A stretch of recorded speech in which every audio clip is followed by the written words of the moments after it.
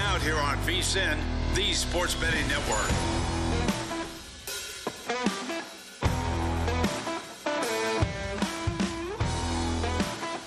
Cashing Out continues with me, Joe Ceraulo, taking you through your Tuesday night into Wednesday morning in preparation for the big game. And we are about to head to the Progressive Guest Line and welcome in the single most excited person in the city of Philadelphia for Super Bowl 59. It is our friend, host of the Tony Cutillo Show. You can also catch him on Sirius XM Fantasy Radio as well from time to time.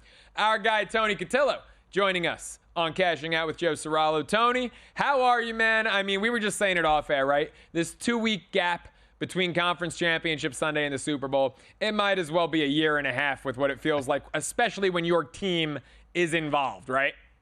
It really is, man. It's tough. It is tough. It's like, you know, last week it was talking about, do we talk about the game yet? Or do we kind of preview, you know, what happened throughout the course of the season? And now we're gearing up for the game, and the lines are consistently changing. The storylines are, man, it's just, I'll tell you what, man, like second time in 3 years, Joe, just blessed. That's all I can say. Just very blessed. Yeah, this was not familiar territory for you guys. And now it's what, 3 times in 8 Super Bowls?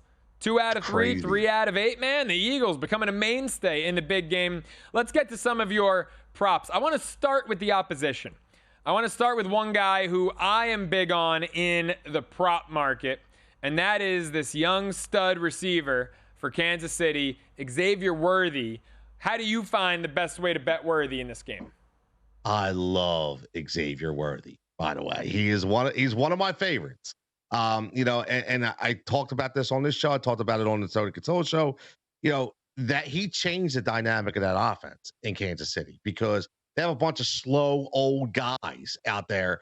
Hollywood Brown just came back. He was injured. It was all about Xavier Worthy. So for me, you know, watching what the Eagles do defensively, I look at betting the yardage, not the catches, the yardage. You look at guys like Terry McLaurin, only had 3 catches, but he had 70+ yards. De'Ami Brown had a lot of, all right, you got to go yardage. And there's a couple really good plays.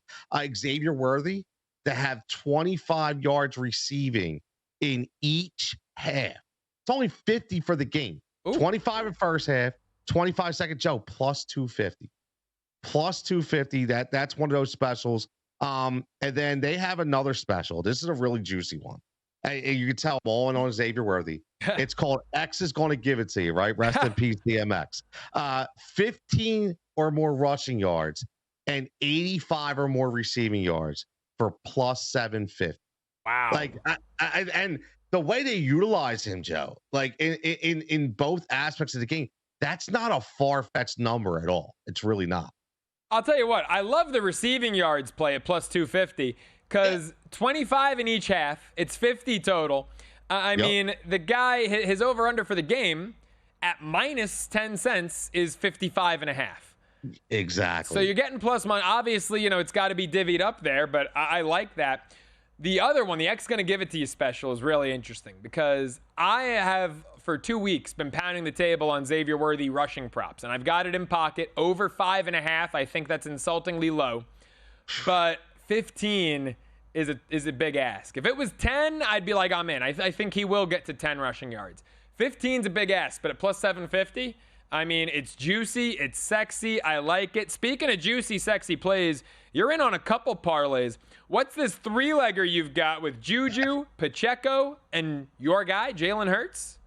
Well, yeah, you know, you got to get a little different, right? And here's what I'm looking at. And I love this parlay. First of all, this is again, get your numbers wherever you get them, obviously higher. This is plus 625, 3 legs.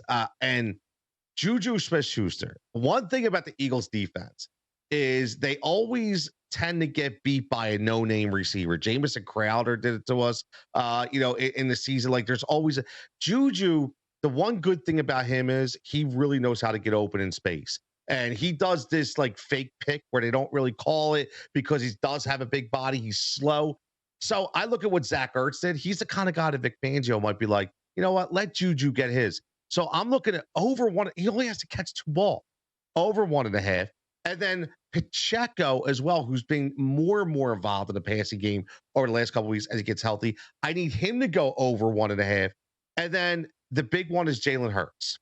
and that's 250 rushing and passing. Now, here's the thing: 250 might seem like a big number, Joe, but it's not. Like I do think he passes for over 200 yards in this game, and I think he's going to run more than normal. Well, I mean, look, if he goes for 200 in the air and 50 on the ground, that's manageable. It's realistic. It certainly is a doable leg.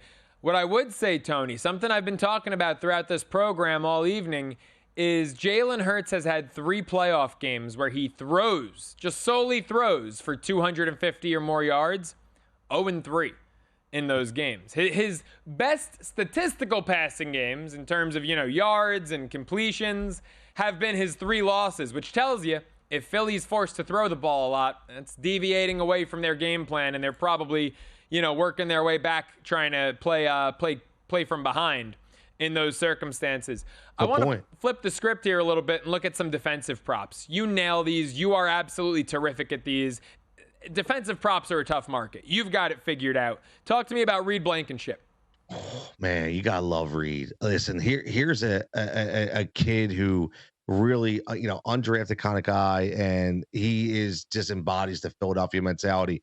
I'm looking at his over 6.5 total. This is plus money, and this one's crazy. Over 6.5, plus money. And the reason why I like it now, I see you got over 4.5 at plus 120. That's even a crazy low number for me. Just looking you have to look at it this way: the way he plays the game and the way Vic Fangio runs his defense, he's going to be in that box a lot. He's going to be in the box a lot while the linebackers are trying to keep Patrick Mahomes contained.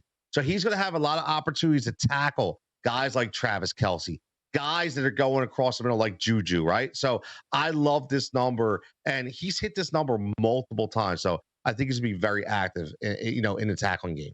All right, how about an Eagles linebacker? This is a guy I was actually specifically talking about him earlier on in the show. I love this kid out of Georgia. What's your play on Nolan Smith?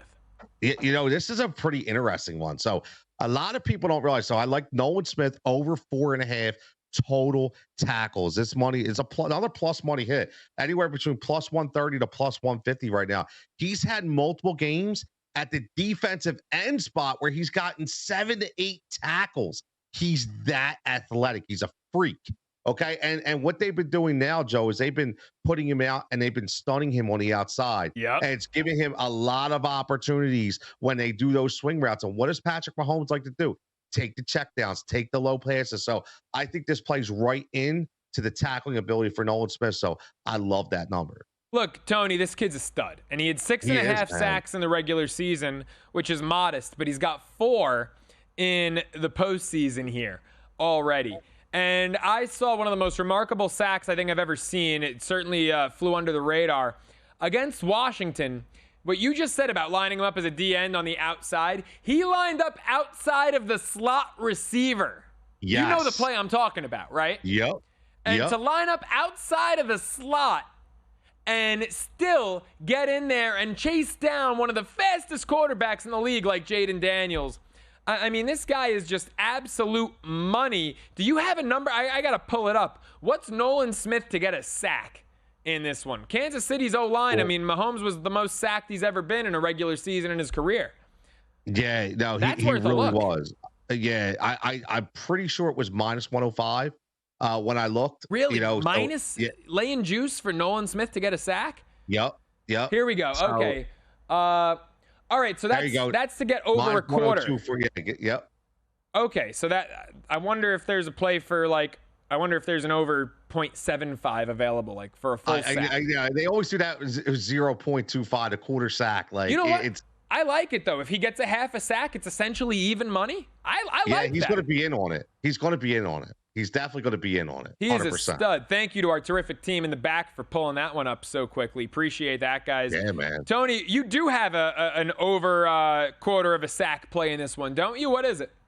This is a secret one, man. This is a secret one. A lot of people are going to know. Yeah. Well, nobody's going to know this guy unless you're in Philadelphia. Okay? It's Jalix Hunt. This is another kid who is a freak, Javon Curse kind of style guy. He's just getting involved, Joe, and he's been playing so well that the $50 million Bryce Huff contract has been a bust. This dude has been getting to the quarterback, Joe, plus 386. Plus 386. I'm telling you, man, that might be my lock of the weekend. Tony, you're the guy with the value, that's for sure, whether it's DFS or prop bets, man. Appreciate the time. You're the best. Thanks for hopping on.